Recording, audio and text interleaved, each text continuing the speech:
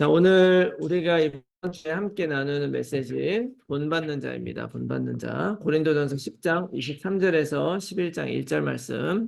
제가 하나님의 말씀 읽도록 하겠습니다.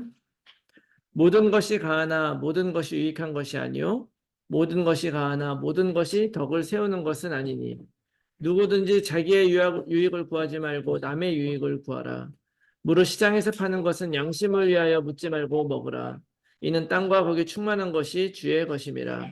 불신자 중 누가 너희를 청할 때에 너희가 가고자 하거든 너희 앞에 차려놓은 것이 무엇이든지 양심을 위하여 묻지 말고 먹으라. 누가 너희에게 이것이 재물이라 말하거든 알게 한 자와 그 양심을 위하여 먹지 말라. 내가 말한 양심은 너희의 것이 아니요 남의 것이니 어찌하여 내 자유가 남의 양심으로 말미암아 판단을 받으리요. 만일 내가 감사함으로 참여하면 어찌하여 내가 감사하는 것에 대하여 비방을 받으리요. 그런즉 너희가 먹든지 마시든지 무엇을 하든지 다 하나님의 영광을 위하여 하라. 유대인에게나 헬라인에게나 하나님의 교회에나 거치는 자가 되지 말고 나와 같이 모든 일에 모든 사람을 기쁘게 하여 자신의 유익을 구하지 아니하고 많은 사람의 유익을 구하여 그들로 구원을 받게 하라. 내가 그리스도를 본받는 자가 된 것 같이 너희는 나를 본받는 자가 되라. 아멘. 네. 이번 주에 이제 우리가 본받는 자 우리 말씀을 같이 받았는데요. 우리 고린도 교회에 이제 계속 이제 있는 문제들을 다루고 있는데 우리가 2주 전에 시험에 속지 말라 우리 강단 메시지 우리 받았었는데요. 그 말씀에 이어서 오늘의 본문의 배경도 이 고린도 교회 안에 있는 많은 문제들 중에서 우상의 제물을 먹는 문제, 그 문제에 오늘이 어떻게 보면 결론과 같은 그런 말씀이라고 할 수가 있겠습니다.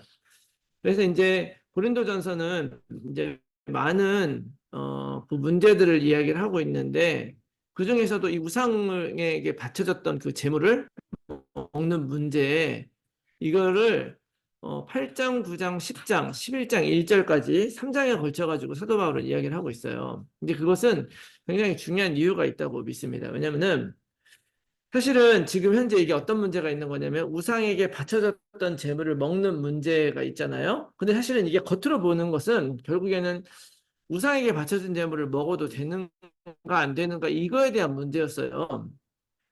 그냥 단지 그런 정도면은 먹으면 된다 안 된다 하면 되잖아요.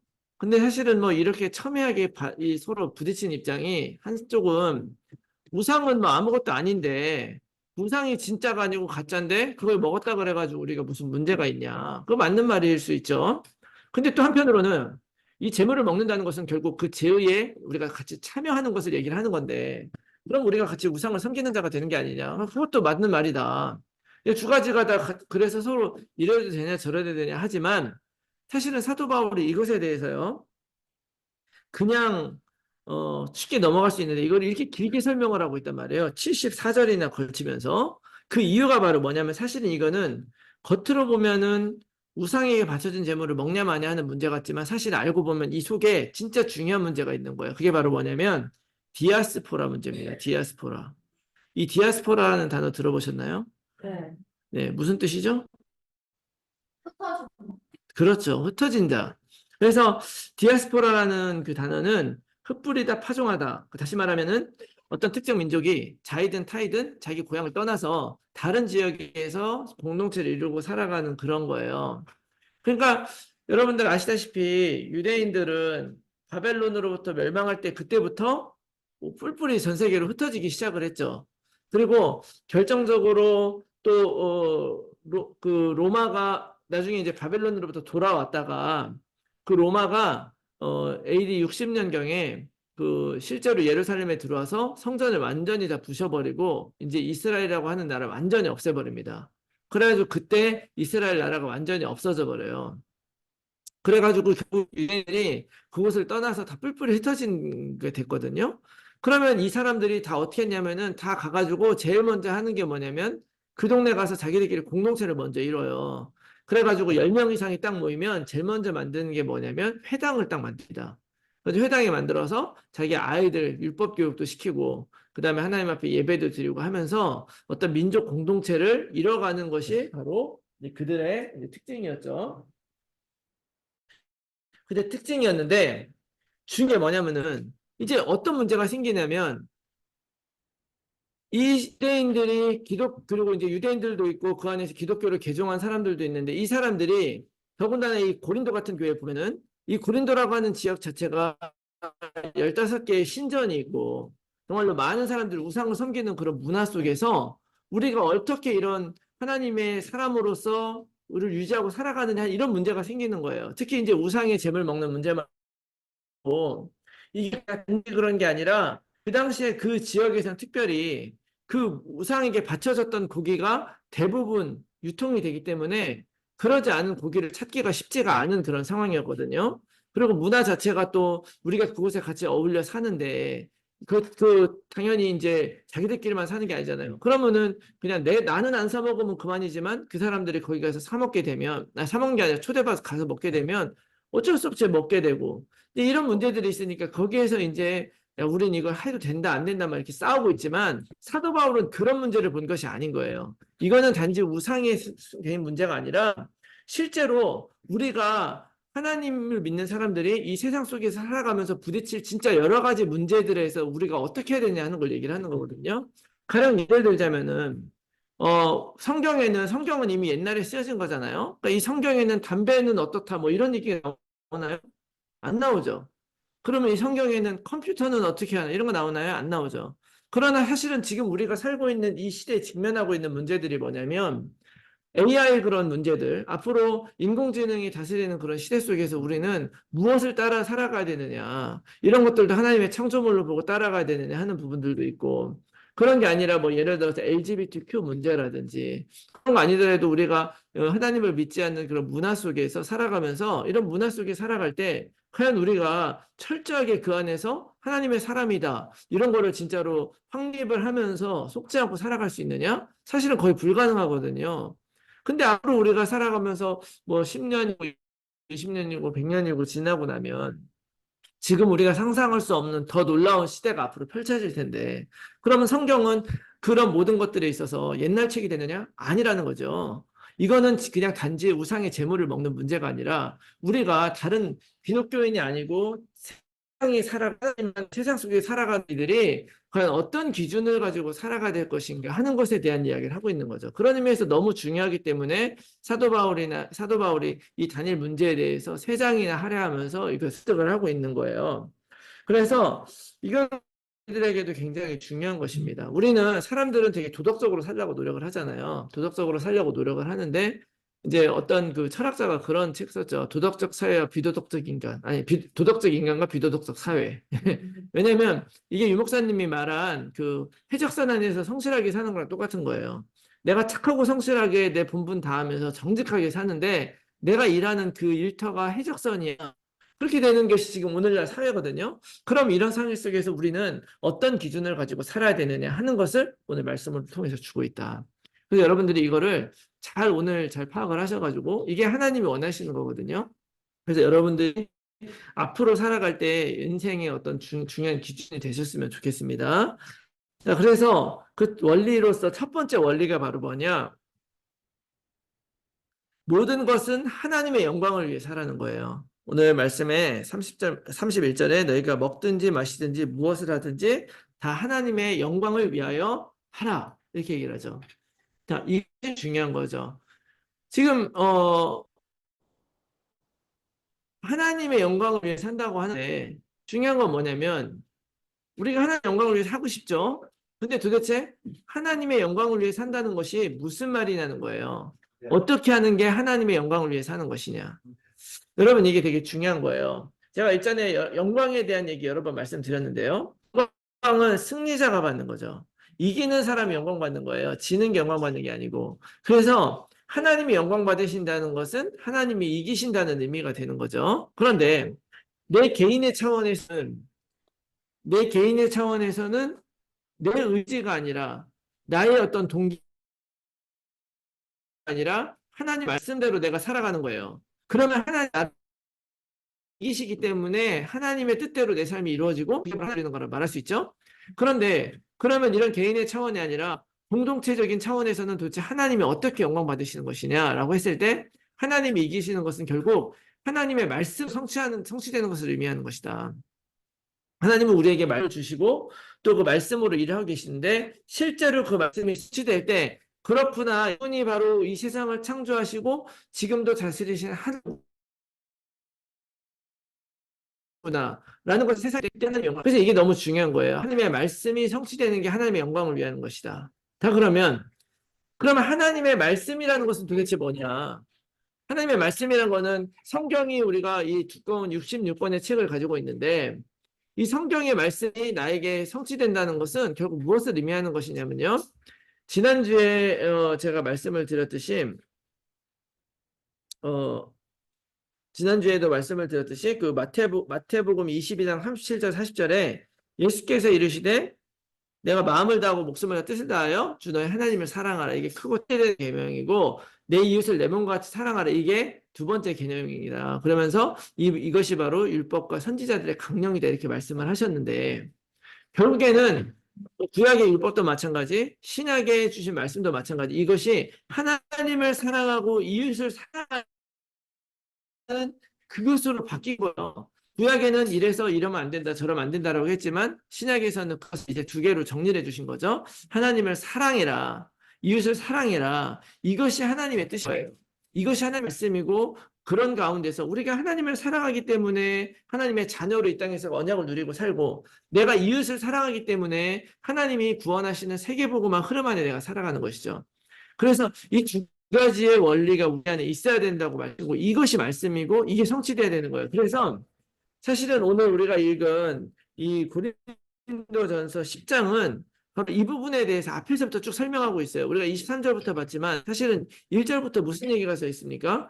이스라엘 백성들 하나님이 광야에서 이렇게 출애굽하게 해주고 다 도와줬는데 이 사람들이 미혹에 빠져가지고 결국 하나님을 배신하고 망했다는 얘기잖아요.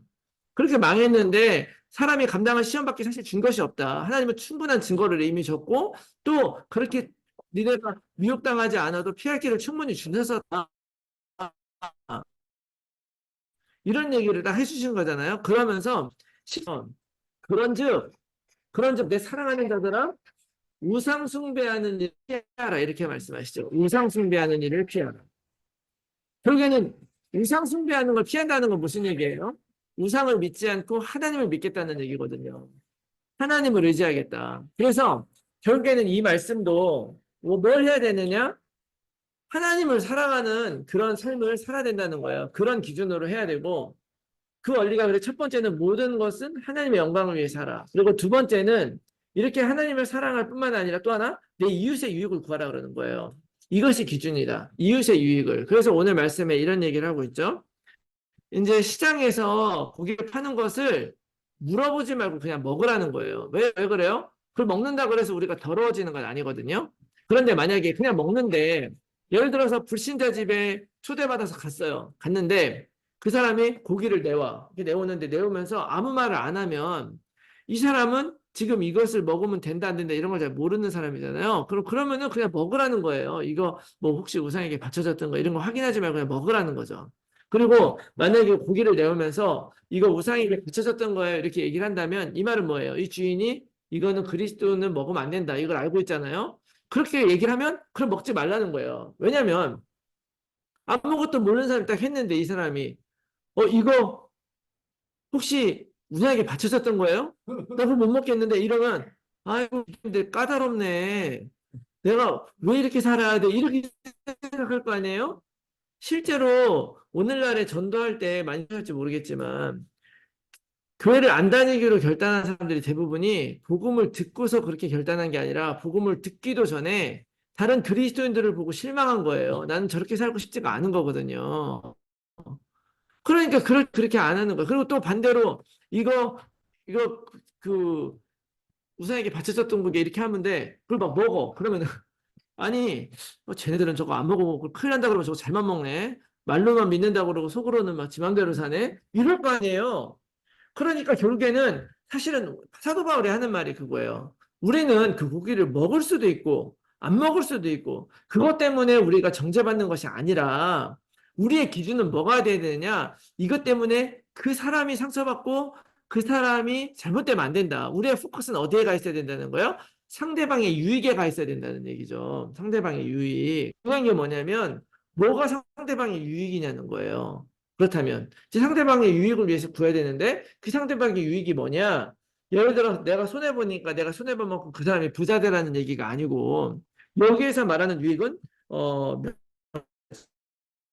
그 유익이 바로 뭐냐면 사람의 욕심이 아니라 그 사람에게 제일 좋은 게 뭐겠습니까? 사실은 하나님 만나는 거예요. 구원받는 거예요. 그래서 오늘 30절의 말씀에도 이렇게 하잖아요. 나와 같이 모든 일에 모든 사람을 기쁘게 하여 자신을 구하지 말고 많은 사람의 유익을 구하여 그들로 구원을 받게 하라. 이렇게 말씀해요. 그들로 구원을 받게 하라. 그러니까 사람들이 구원받게 하는 것이 진짜 그 사람들의 유익인 거예요. 그래서 내가 그 증인으로 써야지, 증인으로 써야 되지. 그 사람들에게 거치는 자가 되면 되겠냐는 거예요. 그래서 핵심은 뭐냐? 모든 것을 하나님 영광을 위해서 해. 그 하나님 영광은 뭘 통해 받냐? 그 사람이 정말 하나님 만날 수 있도록 그 사람이 상처받지 않고 유익할 수 있는 방향을 구하고 그러기 위해서 내가 절대 거치는 자가 되면 안 된다는 거예요. 누구에도 거치는 자가 되지 말아라. 이게 굉장히 중요한 것입니다. 우리의 삶은 복음 증거를 위해서 써야 되고 하나님이 살아계신 증거 이것 때문에 행복하다는 증거가 되어야 되는데 어떤 면에서 우리는 아무 생각 없이 막 복음에 시달려가지고 어느 순간에 복음 보고 있는데도 아직 멀은 것 같아 막 이런 거 잠옷을 내비터 보면 그거 뭐 사실 하나님 앞에 아무 죄도 아니지만 혼자 있을 때는 할 수 있지만 다른 사람들에서는 그런 거 아니죠. 간혹가다 이제 그런 얘기 그런 거 있어요. 예를 들어서 이제 기독교 뭐 언론 이런 데 있잖아요. 그런데 이렇게 보면은 기독교 언론들이 막 이렇게 기독교의 문제들 이런 거 막 파헤치는 기사 같은 거 막 나오거든요. 근데 그 사람들은 물론 교회가 썩고 잘못 안 되니까 사명감을 가지고 막 쓸지 몰라요. 그런데 사실은 조금만 생각해 보면은 나는 의로운 마음을 가지고 진짜 하나님에 위해 산다고 하지만 그게 얼마나 어떻게 보면 기독교에 대한 이런 잘못된 생각을 심어줬는지 말을 할 수가 없습니다. 왜냐하면 잘못했겠죠. 물론 목사도 잘못하고 뭐 성도들도 잘못하고 이런 잘못이 있고 그 안에 무슨 뭐 불륜 사건이 일어나고 다 잘못된 거죠. 근데 그거는 기독교가 아니고 우리는 죄인이잖아요. 마치 병원에서 어떤 사람이 병이 있다, 병도 나빠졌다 이런 거를 얘기를 하는 건 너무 당연한 건데 그걸 이야기함으로 인해서 사람들이 잘못 생각하는 거예요. 그런데 왜 얘기를 하냐면 그런 교회에 있는 문제들이나 목사들이 뭘 잘못하면 이야기하지 말라는 얘기가 아니고 성경에 보면요 분명하게 예수님이 이 경우에 어떻게 해야 되는지 원리를 우리에게 이미 알려줬어요. 그 알려준 원리가 뭐냐면은 마태복음 18장 15절에 17절 말씀에 보면 이렇게 얘기를 해요. 만약에 어떤 사람이 한 형제가 죄를 범하면 먼저 가서 네가 그 사람과만 상대해서 권고하라는 거예요. 그 사람에게 가서 이거 너 잘못한 거야. 그러면 안 되라고 얘기를 하고 그래서 만약 그 사람이 돌이키면 너는 그 사람을 얻는 것이다. 근데 만약 그 사람이 그 말을 듣지 않고 계속 잘못하고 있으면 그 다음에는 두세 사람을 더 데려가가지고 같이 하는 거예요. 그래서 나 혼자만이 아니라 이것은 내 혼자의 견해가 아니라 다른 사람들도 이렇게 생각을 하고 있으니까 이건 네가 돌이켜야 된다라고 권면을 하고 그럼에도 불구하고 그 사람이 그럼에도 받아들이지 않으면 그다음 그 사람의 그 일을 그 다음에 교회에 하는 거예요. 교회에 알리고 교회에서 그런 것들을 또 권면하는데 만약에 교회의 말까지도 듣지 않거든 그때는 이 사람을 이방인처럼 여겨라 이렇게 얘기를 해요. 이게 우리의 원리인 거예요. 그 사람을 떠벌려가지고 처벌하고 마녀재판 시켜가지고 한 게 아니라 왜냐하면 그것도 결국엔 그 사람을 살리기 위한 거잖아요. 그런데 우리는 아무 새지 의롭게 하고 열심히 무엇인가를 막 하고 막 심층 기사 교회의 비리를 밝힌다 뭐 이렇게 하지만 밝혀야죠. 그렇게 밝히는 게 아니면 그렇게 밝히면 거치는 돌이 돼요. 거치는 돌이 되고 실제로 기독교에 대해서 굉장히 나쁜 인상을 심게 되죠. 더 중요한 거는 이렇게 그렇게 하게 됐을 경우에 나중에 잘못되면 더 큰 문제가 생기는 거예요. 제가 엊그저께 무슨 유튜브가 딱 떴는데 깜짝 놀라가지고 한번 읽어봤어요. 캐나다에서 매춘 조직이 적발이 됐는데 그 조직의 수장이 한인 목사였다. 이거나 이 목사님이 또 그런 짓을 했어? 이러면서 내가 또 봤거든요. 그것이 알고 싶다에 나왔던 내용인데 그걸 봤더니 내용이 뭐냐면 이렇게 된 거예요. 실제로 캐나다에서 특별 매춘 단속을 해가지고 그 작전을 펴져가지고 한 1년 몇 개월을 해가지고 그 조직의 수장을 잡았더니 그 사람이 한국인 목사였다는 거예요. 근데 그 목사님이 누구였냐면은 어떤 어학학원의 실장이었어요. 학생들 이렇게 봐주는 실장이었는데 어떻게 된 일인 거냐면은 실제로 이제 그 매춘 조직이 있었단 말이에요. 그 아시아나 뭐 이렇게 중국, 한국 뭐 이런 데서 막 해가지고 매춘 조직을 했는데 이 목사님은 그 학교에서 뭐라냐면 이제 그 여학학원이니까 유학생들만 오잖아요. 유학생들 오면 I-20 같은 것도 해주고 그다음에 그 사람들이 거기 기숙사에 살 수 있도록 그 학원이 콘도를 한 20개 정도로 관리를 했대요. 그러니까 그거 거기에 이제 다 해주고 이렇게 하는데 가끔가다가 그 학생들이 모자라면 그 콘도에 페이먼트를 해야 되잖아요. 그러니까 그럴 때는 단기로 한 달이든 두 달이든 원하는 사람 광고 내가지고 그게 있게 이렇게 한다는 거예요. 그런 일을 했었던 거예요, 이분이. 그랬는데 이제 이 인신매매 조직 같은 경우는 사람들을 데려와 가지고 장 있는 게 아니라 몇 달 이렇게 있고 이러잖아요. 그래가지고 그걸 신문 광고에다 내고 이렇게 했더니 그 사람들이 이제 얘 사람들을 거기 몇 주 이렇게 하려고 한 거예요. 근데 여기서는 이게 그런 사람들인지 몰랐던 거지, 이분은. 그래가지고 그분을 이제 이렇게 그 거기에 이제 재워주고 이렇게 하면서 뭐 어떤 사람 오는데 어려운데 뭐 이런 것 좀 해줄 수 있냐 그러면 그거 우리 등록하면 해줄 수 있다 뭐 이러면서 또 오는 것도 해주고 하다 보니까 그 사람 실장님 와서 전화를 했잖아요. 그러니까 이 경찰이 아, 이 사람이 보스구나. 아, 이랬던 거예요. 그래가지고 이 사람이 잡혀가가지고 감옥에 갔는데 거기에서 거의 3년 동안 있었대요. 근데 3년 동안 재판을 못 받았대요. 재판을 왜냐하면 이게 잘못된 그것이 잘못된 수사라는 게 밝혀졌는데 중간에 그걸 인정을 안 한 거야. 왜냐하면 그거랑 보상을 해줘야 되잖아요. 그래가지고 재판도 안 하고 그냥 3년 30몇 개월 동안 있다가 어느 날 나가라 그래 나왔다는 거예요. 와, 진짜. 너무 황당하죠. 네. 그리고 중간에 공식적으로 이 수사가 잘못됐다는 결론이 이미 났었다는 거예요. 근데 얘기해주지도 않고 그냥 계속 자꾸 잡고 있다가 어느 날 더 이상 안 되니까 놔준 거야. 그러니까 그러면은 이게 공식적으로 이거 혐의 없음 이렇게 해줬으면 소송이라 할 때는 그걸 안 한다는 거예요. 그냥 뭐 미해결 뭐 이런 식으로 해가지고 놔뒀다는 거예요. 그러니까 왜 그러니까 봤을 때는 이런 잘못된 그런 폐해 때문에 알고 보면은 이미 저부터도 아니 목사가 또 저 무슨 저런 짓을 했어. 그럼 알고 보면 그게 아니잖아요. 그러니까 우리가 좀 많이 생각을 해야 되죠. 잘못된 걸 바로 잡아야 되고 또 우리가 어떤 부분 해야 되지만 모든 것들의 기준은 뭐냐면 그 사람을 살리기 위한 것이 하나님의 기준이다. 살리기 위한 것이 하나님의 기준이고 그렇게 바라고 사도 바울도 그렇게 얘기를 하는 거예요. 그래서 이것이 우리에게 되게 중요한 기준이 될 것이라고 믿습니다. 그래서 오늘 이 메시지를 통해서 우리가 좀 깊이 생각해 보고 싶은 중요한 것은 뭐냐면 나는 무엇을 위해 사는가 한번 진짜 생각해 보시기 바래요. 그러니까 왜냐하면 내가 정말 하나님을 위해 살고 하나님이 주신 인생을 산다고 한다면 정말 우리가 하나님의 영광을 위할 수가 있습니다. 그런데 우리도 모르게 나는 하나님의 영광이 아니라 나의 영광을 위해 살 수도 있어요. 나의 영광을 위해 사는 사람은 하나님의 영광을 위해 살기가 어렵죠. 그래서 먼저 하나님의 영광을 위해 살기 위해서는 정말로 내가 하나님을 위해 산다. 이것이 내게 확실해져야 돼요. 사도 바울이 오늘 11장 1절에 자신을 본받으라고 했잖아요. 근데 사실은 사도 바울은 굉장히 아시다시피 스펙이 좋은 사람입니다.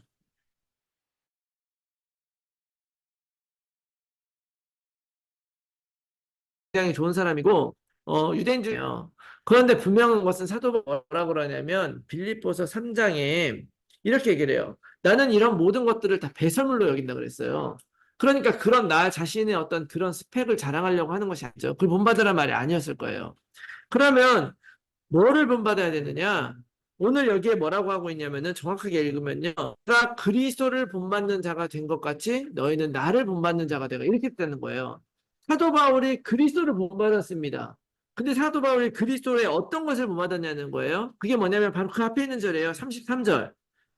나와 같이 모든 일에 모든 사람을 기쁘게 하여 자신의 유익을 구하지 아니하고 많은 사람의 유익을 구하여 그들로 구원을 받게 했던 그렇게 하나님이 하신 일을 본받은 사람이죠. 다시 말하면 사도 바울이 이전에는 어떤 사람이었습니까? 예수 믿는 사람들 죽이러 가던 사람이었어요. 그런데 그 사람이 예수님을 만나고 나서 변화됐죠. 그리고 지금은 어떤 사람이 됐느냐? 오직 하나님의 뜻을 위해 사는 거예요. 예수님이 왜 우리에게 오셨냐는 거예요. 예수님이 이 땅에 오셔서 십자가를 왜 지셨습니까? 우리를 구원하기 위해서 주신 거예요. 그러면 억울하게 죄도 없는 그분이 죄를 뒤집어 쓰고 십자가에 죽을 때 그 자리에 예수님이 정말 가고 싶었고요.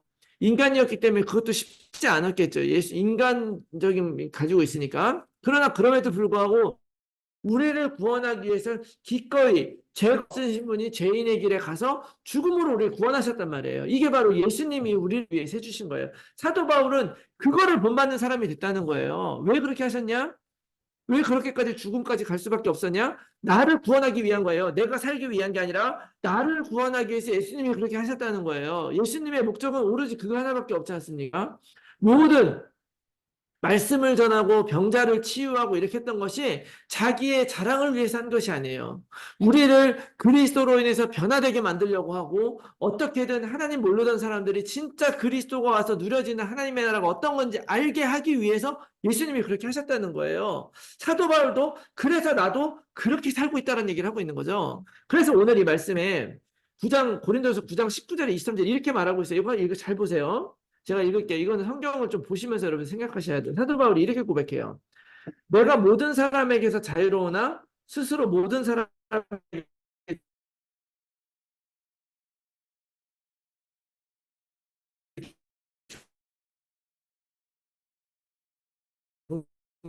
동이 된 것은 더 많은 율법 아래 있는 자들을 얻고자 함이요. 율법이 없는 자에게는 내가 하나님께는 율법 없는 자가 아니요 도리어 그리스도의 율법 아래 있는 자이지만 율법 없는 자가 같이 된 것은 율법 없는 자를 얻고자 함이라. 약한 자들에게 내가 약한 자와 같이 된 것은 약한 자들을 얻고자 함이요.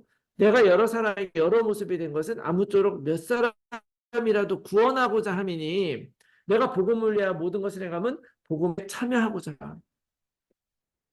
사도 바울이 그것을 위해 사는 거예요. 내가 진짜 하나님을 위해 살고 하나님의 주신 사명을 위해 살고 있다는 걸 내가 믿고 있었기 때문에 사도 바울은 얘기하잖아요. 나는 사도들처럼 나도 교회의 도움을 받아서 이렇게 살 권리가 있지만 나는 기꺼이 그걸 내가 버렸다. 왜?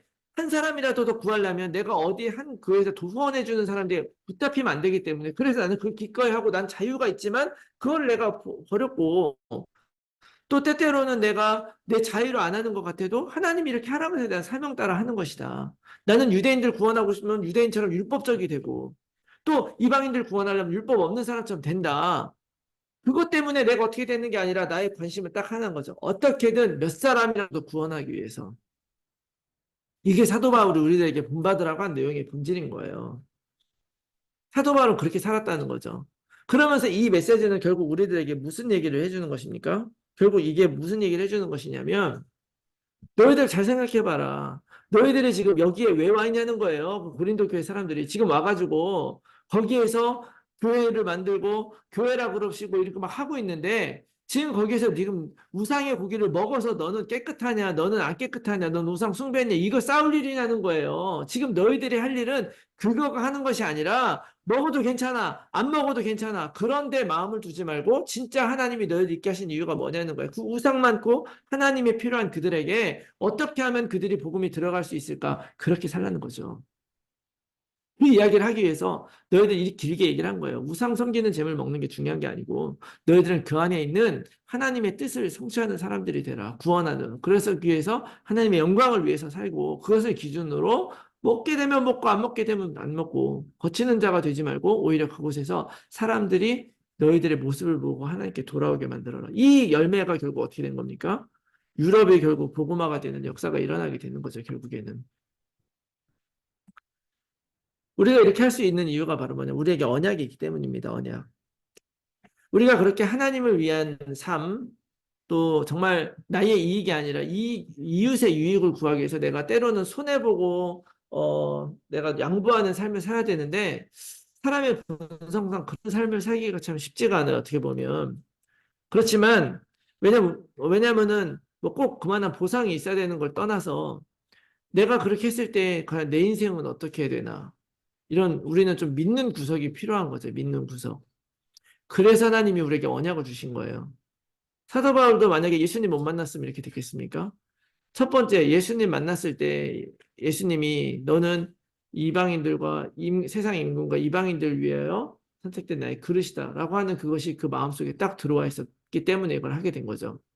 하나님은 그래서 우리에게 이 믿는 구석 믿으라고 언약을 주신 거예요. 언약.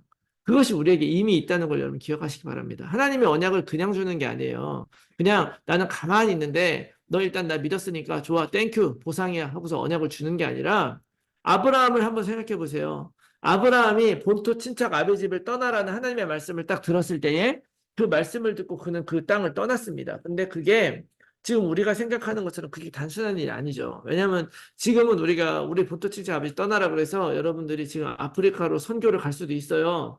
그러나 아프리카 선교를 간다 그래서 여러분들이 지금 가지고 있는 돈이나 뭐나 이런 걸 다 안 갖고 갑니까? 다 갖고 가요. 요즘에는 떠날 수가 없어요. 거기 가서 또 내가 있던 재산이고 뭐 다 쓸 수 있어. 그러나 전화도 다 할 수 있고 어디 가서는 인터넷도 다 되고 하는 게 있어요. 요즘에는 이게 불가능해, 떠나는 게. 근데 아브라함 시대는요. 본토 친척 아베 집을 떠난다는 것은 내가 그동안 기반을 삼았던 나의 모든 인간관계, 나의 모든 재산, 나를 뒷받쳐줬던 나의 모든 근본을 떠난다는 거예요. 오로지 뭐 때문에? 하나님의 말씀에서. 그렇게 떠난 사람 얼마나 그 마음이 불안하겠어요. 그래서 하나님이 언약을 주신 거예요. 약속을 주셨잖아요. 딱 떠나자고 할 때 약속을 주고 이 약속을 믿고 가면 너의 인생은 내가 붙들겠다. 그리고 그 붙드는 그런 인생은 세상 인생과는 다른 거죠. 처음에는 몰라서 아브라함도 넘어지고 쓰러지고 했지만 그러나 결국에는 모든 인생을 지나고 나서 아브라함은 뭐라 그래요? 히브리서에 보니까 평생 장막에 거했대요. 왜요? 앞으로 갈 자기의 집은 저 하늘에 있음을 알고 자기는 자기의 집을 짓지 않겠다. 아브라함에게 그래서 언약을 주신 거 아니겠습니까? 모세는 마찬가지, 요셉도 마찬가지죠.